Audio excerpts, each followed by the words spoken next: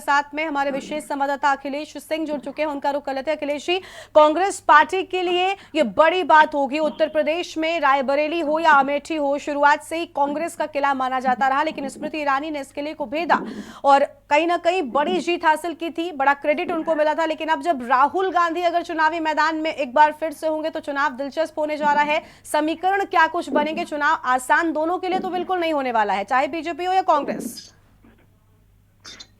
देखिए वंदिका, आपको बता दें कि जिस प्रकार राहुल गांधी पिछले लोकसभा चुनाव 2019 में स्मृति ईरानी से हारे थे, उससे एक ऐसा मैसेज उत्तर प्रदेश में गया था कि गांधी परिवार उत्तर प्रदेश को ऐसा हट रहा है, छोड़ रहा है, या उसका लगाव कम हो रहा है। और स्मृति ईरानी जीतने के बाद एक मैसेज गया भी, लेकिन जब अब कांग्रेस के वरिष्ठ नेताओं ने राहुल गांधी से मुलाकात की और उनको ये समझाने की कोशिश की कि उत्तर प्रदेश में अगर अमेठी से राहुल गांधी चुनाव लड़ते हैं और अगर दूसरी रायबरेली सीट पे प्रियंका गांधी चुनाव मैदान में उतरती हैं, तो एक बार फिर उत्तर भारत और खासकर उत्तर प्रदेश जुड़ा हुआ बिहार, मध्य प्रदेश, इन क्षेत्रों में अच्छा माहौल बनेगा, कांग्रेस के फेवर में एक लहर जैसी बनेगी। इसलिए राहुल गांधी को वहां से चुनाव अमेठी से लड़ना चाहिए। और खासकर जिस प्रकार स्मृति ईरानी बहुत ही तीखे अंदाज में राहुल पर कमेंट भी करती हैं और राहुल गांधी पर तमाम तरह के बयान भी देती हैं कि मैदान छोड़ के हार गए हैं, वो जीत नहीं सकते हैं, वो है इस तरह की वो लगातार बयानबाजी करती हैं। इन सारे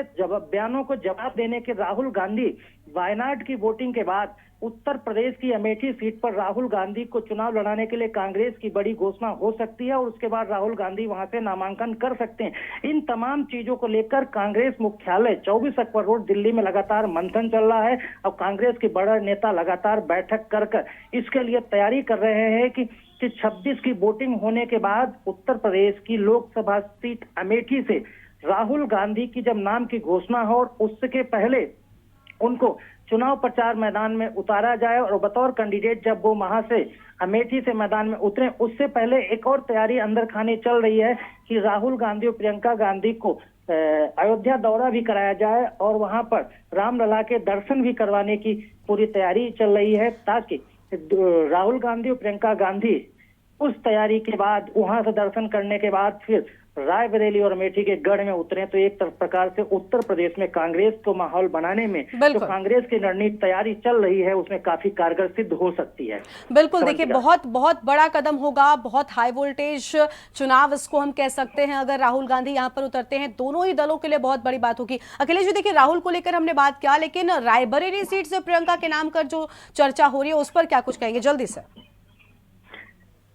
दरअसल लगातार ये कहा जा रहा था कि जब सोनिया गांधी की सीट खाली हुई है, वो राज्यसभा गई हैं, तो उसके बाद रायबरेली से किसको कैंडिडेट कांग्रेस बनाएगी।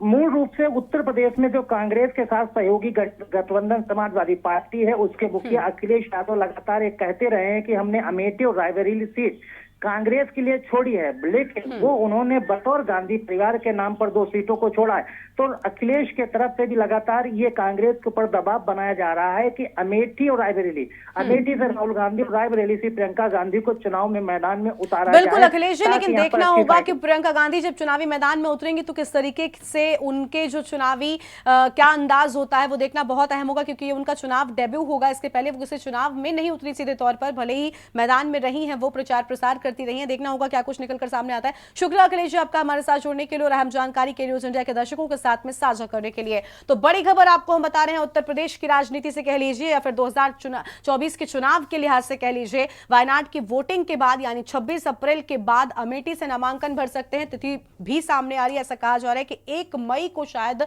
नामांकन करेंगे राहुल गांधी और अगर ऐसा होता है तो ये चुनाव वाकई में बहुत ज्यादा दिलचस्प होने जा रहा है।